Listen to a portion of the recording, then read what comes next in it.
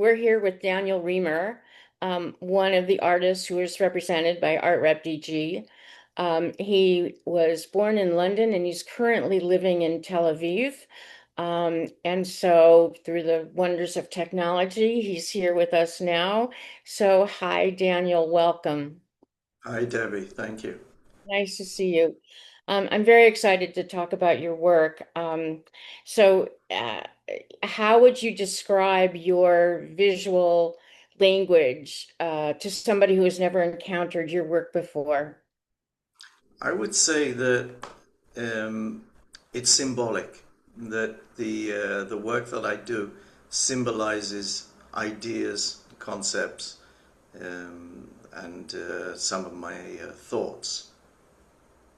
Um, well, that being the case, walk us through your process from the first spark that you just mentioned to the finished photograph. Okay, well, usually the idea comes to me as a kind of um, as an image and a concept together, and usually the title comes at the same time, or the something very close to the title, and I write down. I keep a list of the ideas, and then as it gets clearer, I decide what I need to actually source, props and objects or materials, because there's no people in my pictures. They're just it's still life. So I have to find all these objects, and I usually go to junk stores, markets, antique markets, and sometimes I'll find something there, but often not. And then I go online and start looking. Usually it takes many, many hours. For example, for one picture, I needed an old leather briefcase, and I looked through hundreds of different types until I found the exact one that I'd had in mind and ordered that. It takes sometimes a few months to get here. And then when I have everything together, sometimes I have to actually create my own props. Like there was a picture I made with pipes and I wanted them rusty.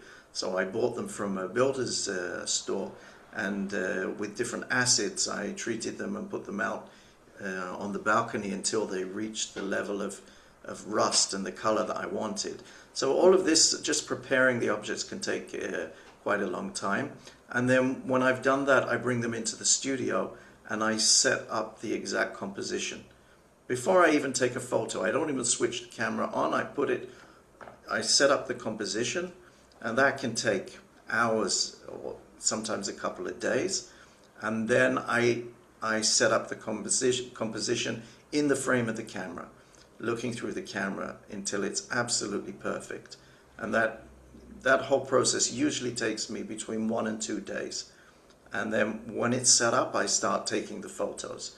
And I use a technique called light painting, which is in a completely dark room, and the only light source is a flashlight and a very long exposure, and I use the flashlight to light the object. Now, this is a technique that was developed by an American photographer called Harold Ross, and he developed this whole technique over the last 35 years, and he personally taught it to me. And that's the only technique that I'm using at the moment in my photography. So, is there any room for serendipity or any kind of things that are unexpected? No, no, I would say absolutely not, because if anything goes wrong, I start again from the beginning. I can't, I've never made a mistake that was better than how I envisaged the picture to be in the first place. And there's no room for, there's no weather. I mean, I'm in a closed, dark room, so I'm not relying on the weather, or there's no people, there's nothing, there's no time constraints. It's just, yeah, it's all down to me.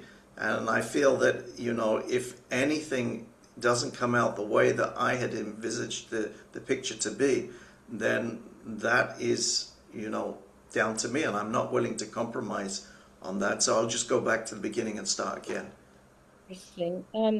What do you want viewers to carry with them after looking at your work, after experiencing your photographs?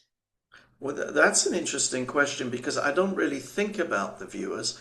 I know it might sound kind of a bit selfish, but I really make the pictures for myself. Um, but of course, I'm extremely encouraged when people like them, and I love the feedback that I get. And I have my own ideas and deep meanings in the pictures, and I don't always like to share that because I prefer it when people look at my pictures and they find themselves in the pictures, their own things. So it fascinates me to listen to people tell me what they think the picture is, and I really get excited and inspired by what they tell me, even though if it has nothing to do with what I intended, I don't usually share that, but I'm encouraged by that. But I don't make pictures uh, with the viewer in mind. Yeah. Well, your work is beautiful. Thank you for spending some time with us and explaining your work or explaining your process. I think it's fascinating. I look forward to Thank you. seeing you again soon. Thank you. Thank you.